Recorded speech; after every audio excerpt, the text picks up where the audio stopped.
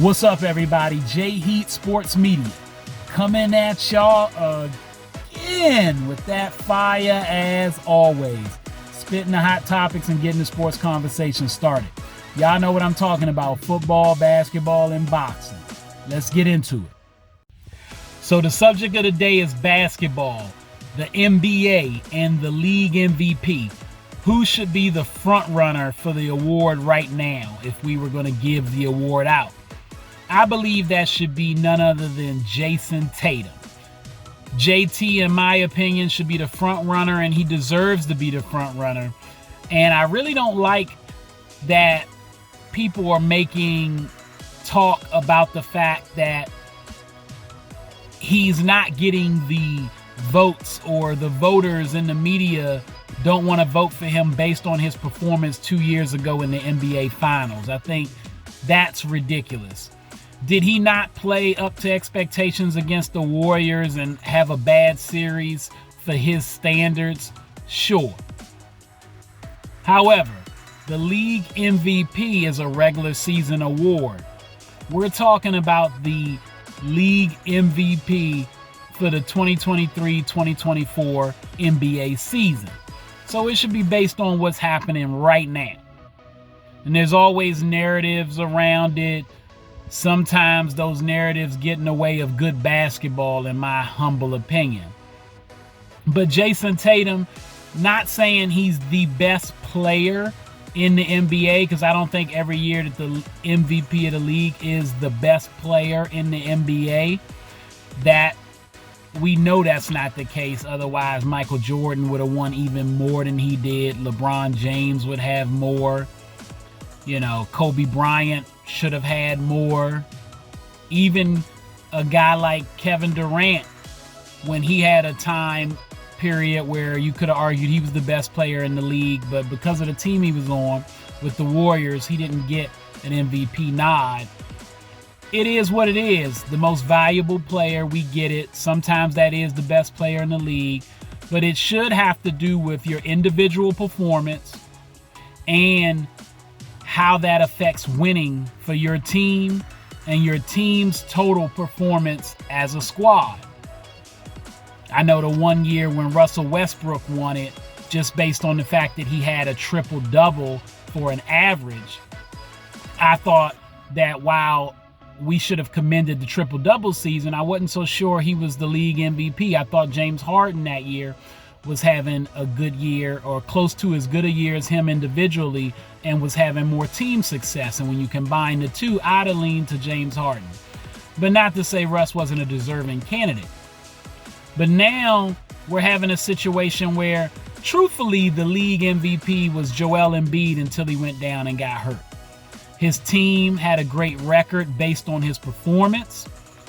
They were hanging in there without the talent around him that, say, is on the Denver Nuggets for Nikola Jokic, and definitely the Boston Celtics with Jayson Tatum. And Embiid was the reigning MVP and playing even better this year, looking like he had an argument for he's the best player in the league right now. But he went down, and games matter. I don't agree with the 65 game rule per se, but I do think it factors in how many games you play, and now Embiid's going to miss enough games where it kind of takes him out of the running. So with that being said, now we're looking at Shai Gilgeous-Alexander, who's doing his thing with Oklahoma City. From an individual standpoint, you could say it's the Joker. He's arguably the best player in the league right there with Joel Embiid. And his team is playing well. They're looking like they're poised to try to repeat as champions. And he's putting up phenomenal historic numbers. But that being said, I remember when Kobe Bryant won the MVP, he should have already received one before he actually officially got his. But that year, he put up numbers very similar to JT this year, and his team had the best record.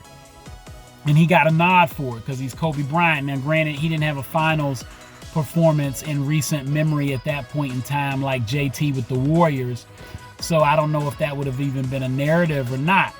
But regardless, JT has the Celtics as their leader, and it's no question he's the best player on their team. He's the leader of the team, and they have had a wire-to-wire lead on the league as the best team in basketball, and he's doing it on both ends of the floor. Defense, he contributes heavily. He's a big-time defender. He gets buckets when he needs to for his team, and he's having a career high in assists, career high in field goal percentage for himself. He's doing everything he can to lead that team, and he has them comfortably with the lead in the East. And even in the West, it's no question the Boston Celtics are the best team in basketball. If that continues, and they are the number one seed throughout the playoffs with a 5+ game lead on everybody, and it could stretch out to even more, we've got to give him the nod. He deserves the league MVP, in my opinion. He should get it because of all those factors I just named, and we need to stop disrespecting Jayson Tatum. What else you want him to do? Really, really what you want him to do. Yes, he's got players around him, but the Denver Nuggets do as well. You could argue both teams are just as stacked. And Jayson Tatum, as their leader, has these guys in, and they incorporated a new player, bringing in new pieces, and they're still looking maybe better than they did before, which isn't easy. Ask Milwaukee. You don't just bring in star players or contributing starters and think the team's just going to automatically get better. It don't always work that way. But Jayson Tatum got it working that way. Let's give him his kudos and his respect and give him a legitimate shot to be the league MVP. All right. That's all the time I got. Y'all know what it is, and you know who you looking for. J-Heat Sports Media. Remember to like, subscribe, or get at me in the comments. Let's go back and forth. Find me on YouTube, Instagram, X, and TikTok.